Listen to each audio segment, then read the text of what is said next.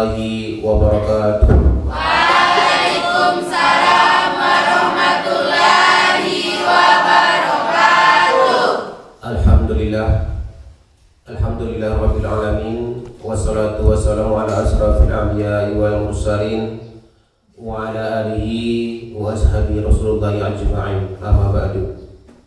Yang pertama sekali, marilah kita panjatkan puji serta syukur kehadiran Allah Subhanahu wa taala, yang mana pada pagi ini kita masih diberikan kesehatan, kelapangan, sehingga kita bisa berhadir di aula SMK Negeri 2 Blangkejeren ini. Selanjutnya, selawat beriringan salam tidak lupa kita sajikan kepada junjungan alam yakni Nabi besar Muhammad sallallahu alaihi wasallam, yang telah membawa umat manusia, khususnya umat Islam, dari zaman jahiliyah kepada zaman yang penuh dengan ilmu pengetahuan seperti yang kita rasakan pada saat sekarang ini. Yang kami hormati Bapak Bambang beserta tim dari PSDKU Unsiah Gaya Luas. Yang kami hormati Bapak dosen sebagai narasumber kegiatan pada hari ini. Selamat datang Bapak tim dari PSDKU Unsiah Kabupaten Gaya Luas yang telah berhadir di tempat kami ini, yaitu SMK Negeri 2 Blangkejeren. Inilah keadaan kami, Pak, yang nantinya anak-anak kami ini akan menerima ilmu-ilmu dari Bapak dan Ibu para narasumber.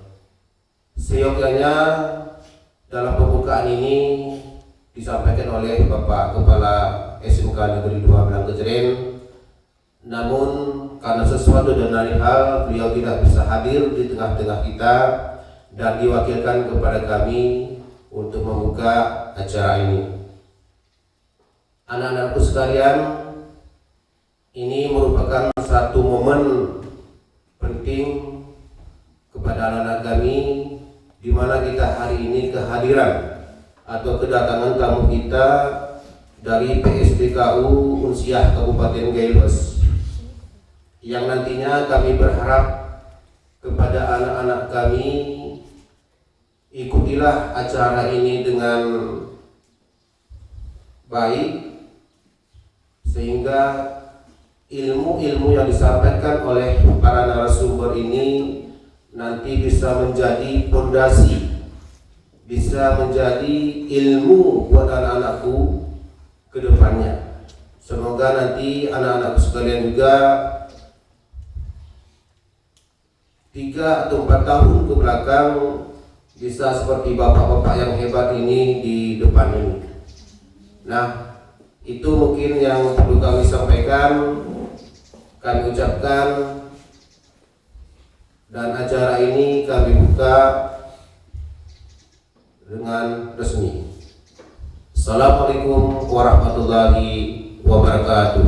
Waalaikumsalam warahmatullahi wabarakatuh. Baik, bismillahirrahmanirrahim. Assalamualaikum warahmatullahi wabarakatuh. Waalaikumsalam warahmatullahi wabarakatuh.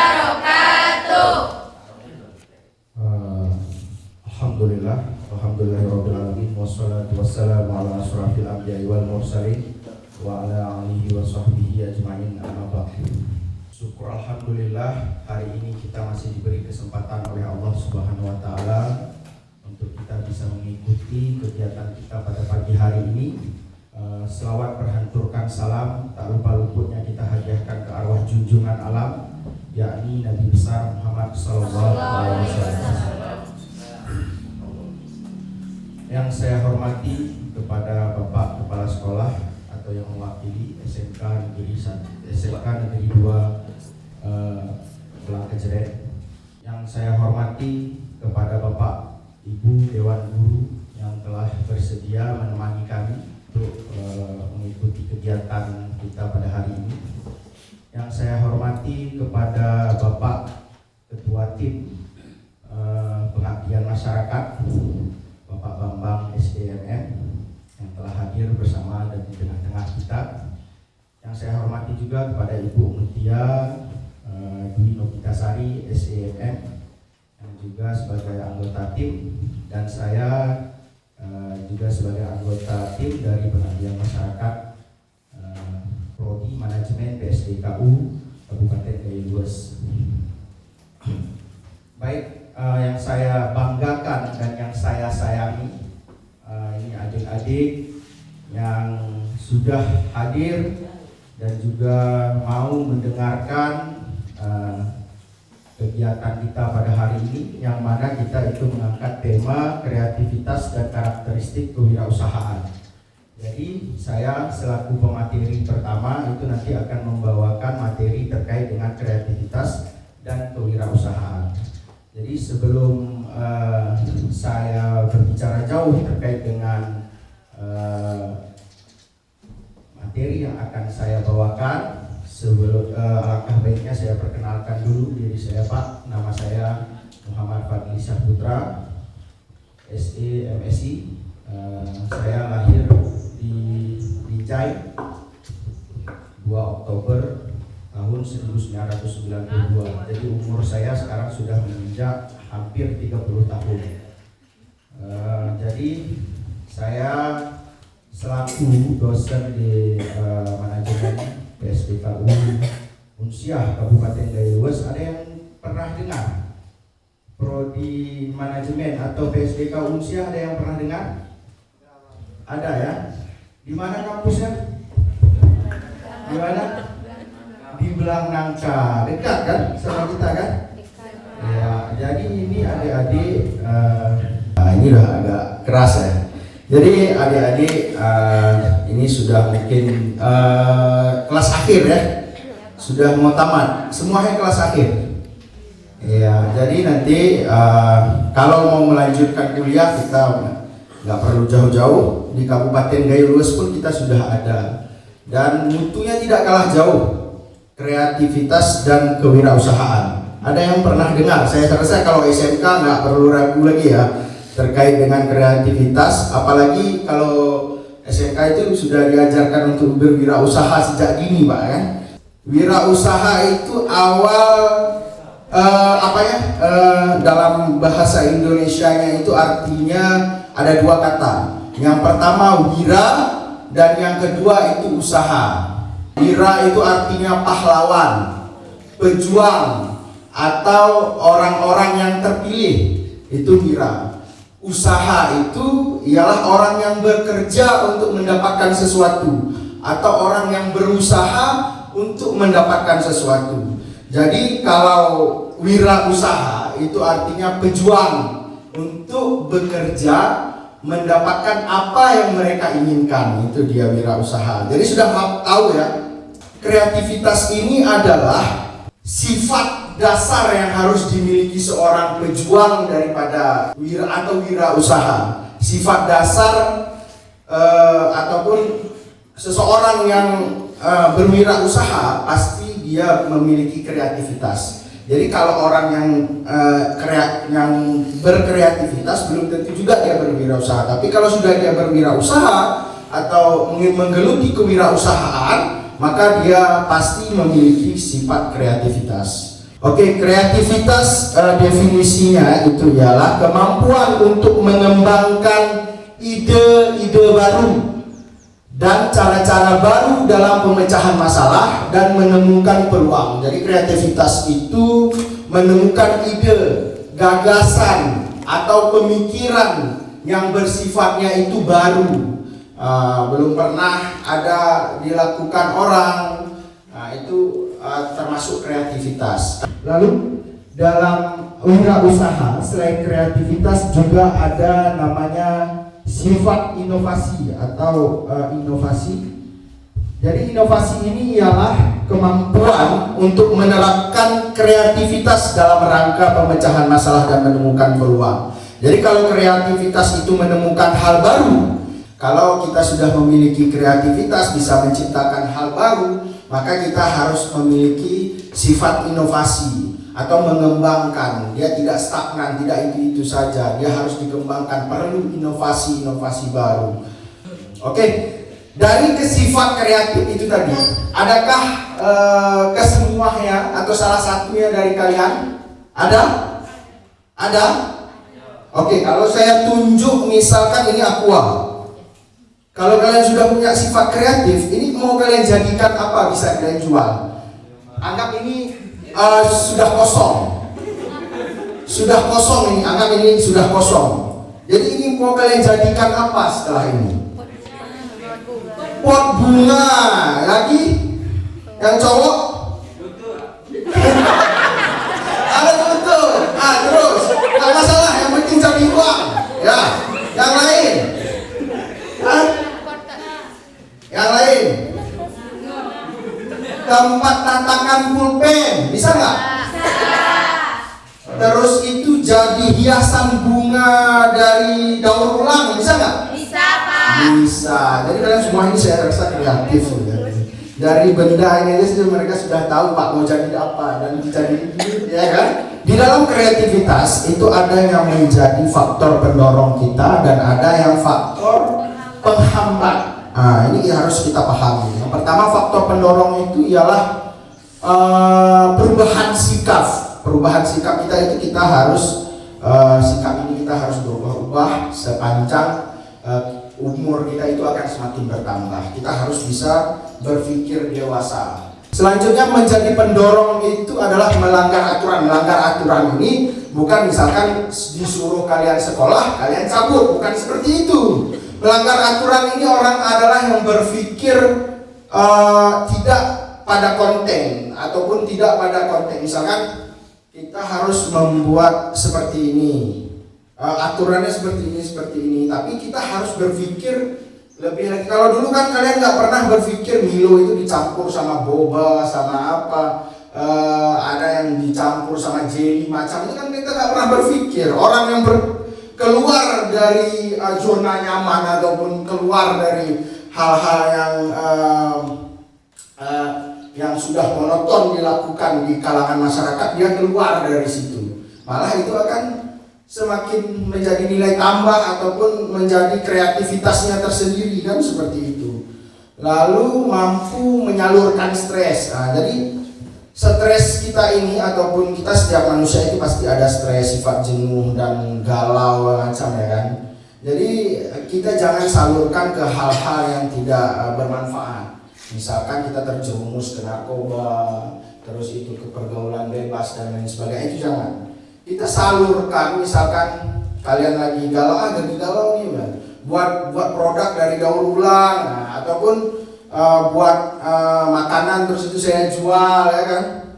Nah, itu kan bisa mengisi kekosongan. Terus itu yakin kalau diri kita ini kreatif, percaya diri, yakin kalau diri kita ini kreatif. Terus itu memeriksa asumsi ini kan pendapat-pendapat itu kita harus terima, bagaimana saran-saran dari teman-teman sekeliling kita, keluarga dan lain sebagainya. Cara untuk meningkatkan kreativitas itu ada perumusan masalah secara kreatif, bertanya dan bertanya. Jadi misalkan kita ada guru ataupun ada orang yang lebih mengerti tentang hal itu, jangan malu untuk bertanya dan terus bertanya. Assalamualaikum warahmatullahi wabarakatuh. Waalaikumsalam warahmatullahi wabarakatuh.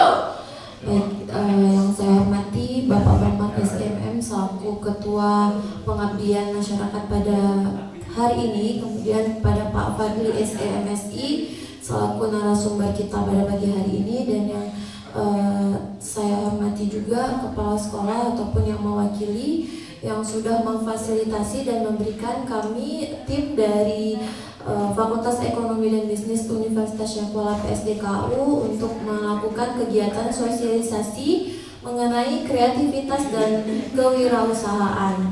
Nah, materi saya yaitu tentang memilih peluang usaha. Jadi kami dari tim manajemen PSDKU Universitas Syahkuala ya, ini bertujuan datang ke sini untuk mensosialisasikan, memberikan motivasi dan juga sharing knowledge ya, pengetahuan kepada adik-adik semua mengenai apa itu wirausaha, bagaimana memilih usaha, dan juga nanti ada materi tentang digital marketing. Nah, jadi ini adalah peta konsep ya, sedikit saya jelaskan mengenai munculnya peluang. Jadi awal mulanya itu peluang usaha itu muncul dari yang namanya inspirasi. Ada yang tahu inspirasi itu apa? Pernah dengar? Pernah. Jadi inspirasi itu adalah ketika seseorang melihat atau mendengar sesuatu yang menyebabkan timbullah sebuah ide-ide kreatif. Itu yang disebut dengan inspirasi. Ya, jadi inspirasi adalah ketika seseorang mendengarkan atau melihat sesuatu yang menyebabkan timbulnya inspirasi. Nah, di sini dari peta konsep ini, inspirasi itu berasal dari dua sumber. Sumber pertama yaitu sumber internal, yang kedua yaitu sumber eksternal. Sumber internal itu apa? Sumber internal itu adalah sumber yang berasal dari diri kita sendiri. Sedangkan sumber eksternal, ya, sumber yang dari orang lain atau dari lingkungan. Oleh sebab itu, ada beberapa hal yang harus dilakukan ketika kita sebagai seorang pemula. Misalnya Wahyu memang sama sekali tidak punya usaha. Jadi ketika kita ingin memulai usaha, maka ada 3 yang harus dilakukan. Yang pertama observasi, survei lapangan, dan juga banyak bertanya. Nah, jadi di sini ada pengertian peluang usaha ya. Jadi di sini peluang usaha itu ya, peluang itu artinya sama dengan kesempatan ya. Jadi usaha itu adalah upaya dalam mencapai tujuan ya. Jadi di sini pengertian peluang usaha itu dapat disimpulkan suatu kesempatan yang dimiliki oleh seseorang untuk mencapai tujuan yang hendak dicapai dengan menggunakan sumber daya yang dimiliki. Ya, jadi salah satu tujuan kita berusaha yaitu mendapatkan keuntungan, kekayaan, popularitas. Ya, itu salah satu tujuan usaha, dan yang paling penting seperti saya katakan tadi, bermanfaat bagi orang lain. Oke, kita coba lagi supaya jangan ngantuk ya. Tepuk semangat.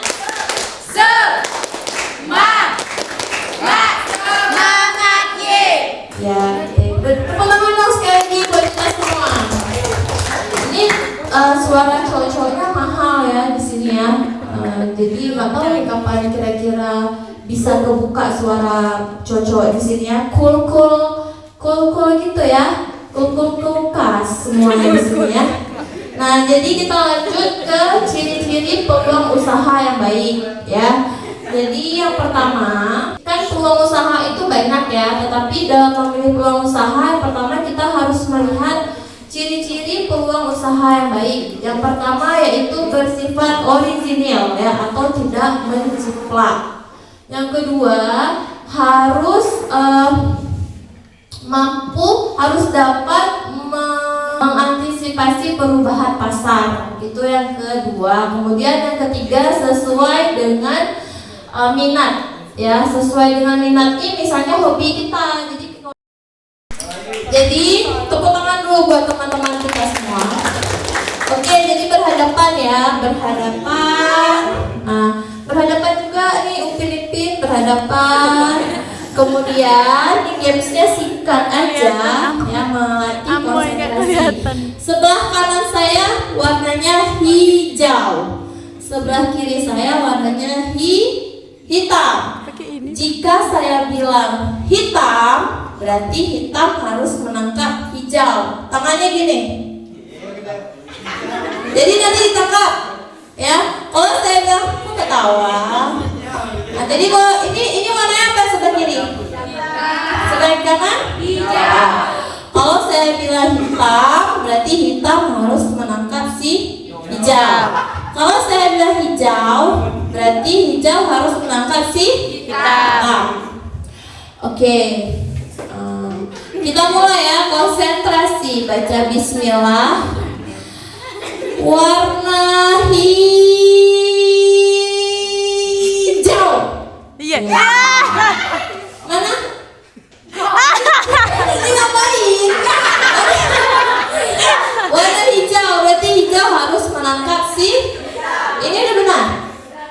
Kalau ini ngapain?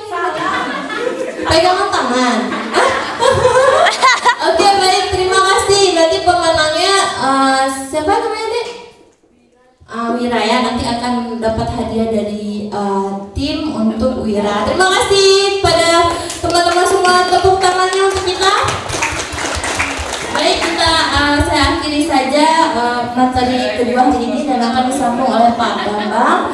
Assalamualaikum warahmatullahi wabarakatuh. Waalaikumsalam warahmatullahi wabarakatuh.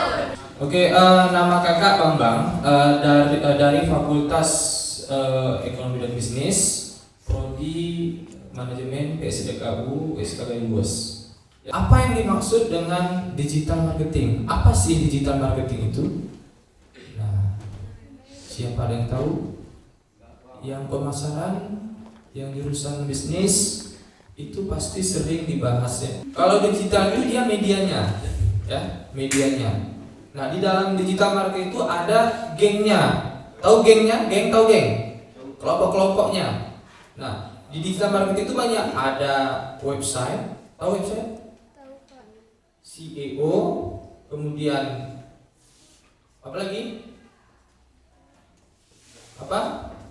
Media online, kemudian konten. Merupakan tipe dari digital marketing ya. Yang pertama ada viral marketing, ada mobile marketing, radio. Ya, radio sekarang sudah ada di gadget sudah ada ya. Dia sudah termasuk dalam digital. Electronic billboard, kemudian search engine optimization, pay per click, kemudian social media marketing, content marketing, kemudian email marketing. Nah, sekarang next coba. Nah, kira-kira apa nih? Gambar apa nih? Kira-kira? Hah? Belanja ya? Jadi adik-adik, kalau mau buat usaha, usahakan buat websitenya, rumahnya dulu, ya. Kalau kita mau tinggal di muka buminya harus buat rumah dulu. Nah, apa saja yang ditulis atau yang diberikan kepada konsumen? Yang pertama, produknya apa? Ya. Kenapa kita harus buat website? Karena di situ semua informasi, mulai dari harga, mulai dari jenis produk, ya. Kemudian mulai dari alamat, email dan lain-lain. Sudah dunia digital. Karena 5-10 tahun ke depan dunia digital terus berkembang. Ya. Jadi kalau usaha kata Bill Gates ya, orang terkaya di dunia, dibilang gini, kalau usaha tidak menggunakan digital, siap-siap untuk mengalami kerugian. Oke. Nah, dari gambar yang atas dan yang bawah, apa perbedaannya? Yang atas rame, jual. Yang bawah, apa perbedaan dari gambar tersebut? Apa? Satu orang, siapa bisa? Siapa bisa? Yang cewek?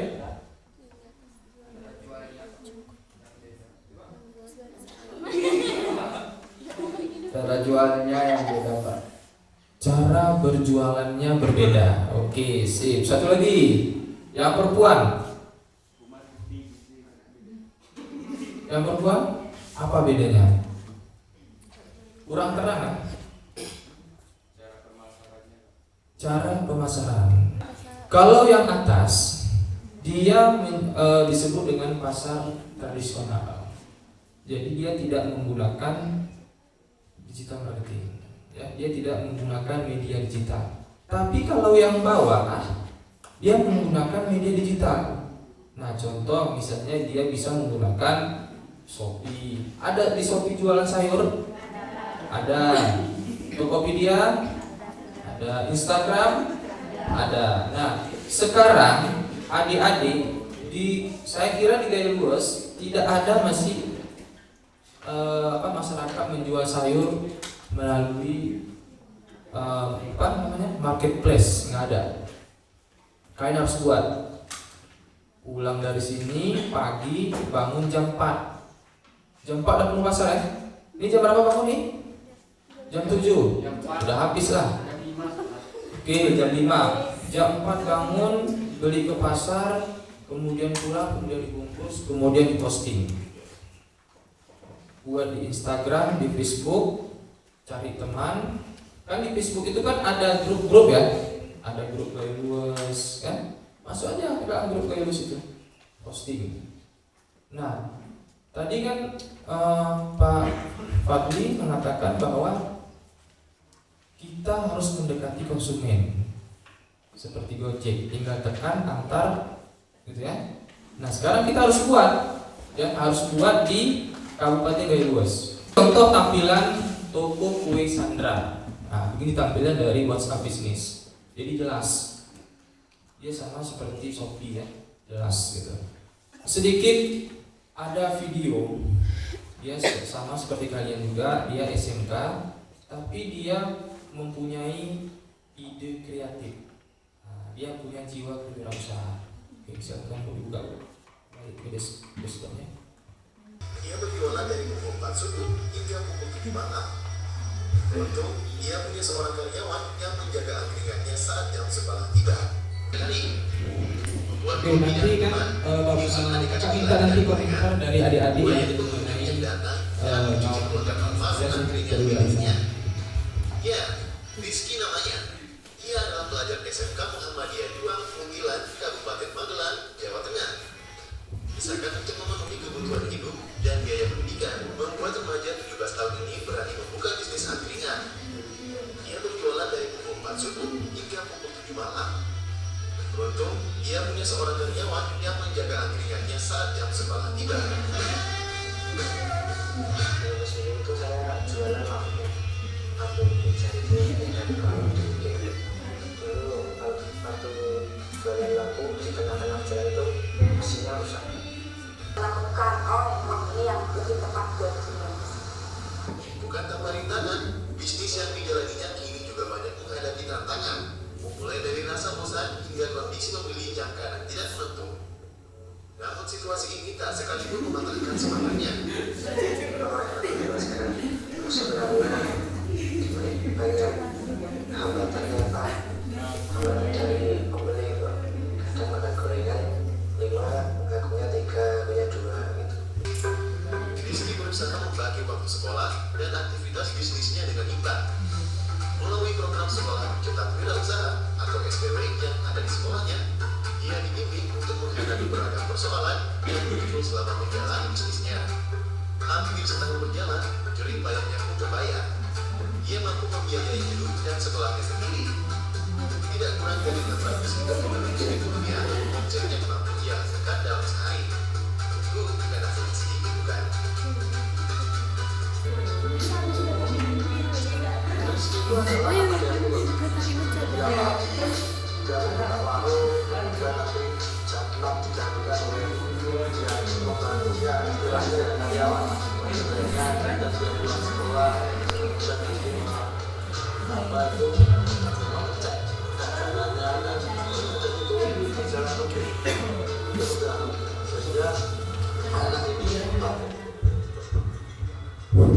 Oke,